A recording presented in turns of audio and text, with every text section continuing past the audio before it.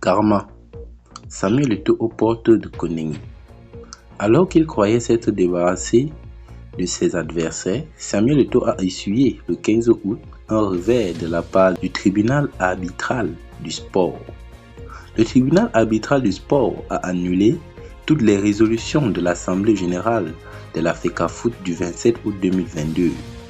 Conséquence, le journaliste Guibaï Gattama, qui réclamait la constatation de la vacance de la présidence de la FECAFOOT après la condamnation d'Eto'o par un tribunal espagnol, est reconduit à son poste de membre du comité exécutif de la FECAFOOT.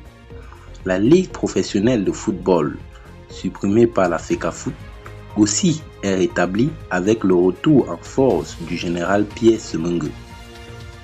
D'autres personnalités, comme le président de la Ligue de l'Ouest, retrouvent également leur poste. L'artiste Valsero a toujours mis en garde Samuel Eto'o contre son entourage qui, selon lui, ne lui donne pas de bons conseils. Après cette décision qui remet en cause le management de Samuel Eto'o, Valsero n'exclut pas la prison à son ancien ami.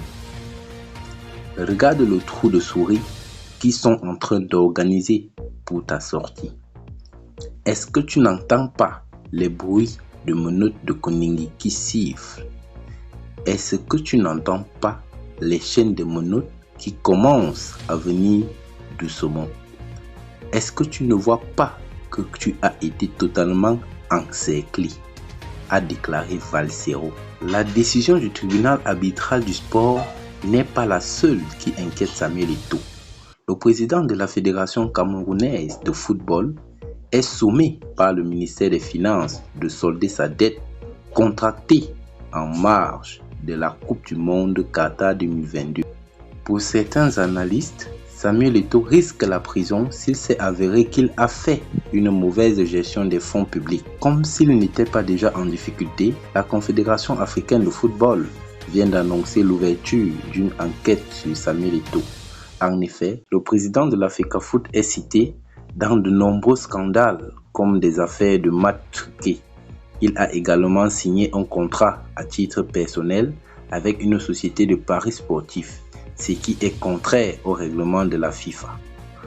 Pour sa part, Guibaï Gattama ne cache pas sa satisfaction après la décision du tribunal arbitral sportif.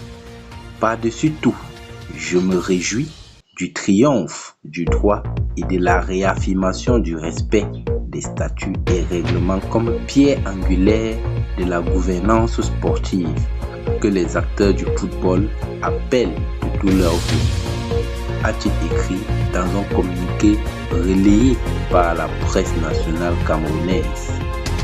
Merci de nous avoir suivis et à la prochaine pour de nouvelles informations.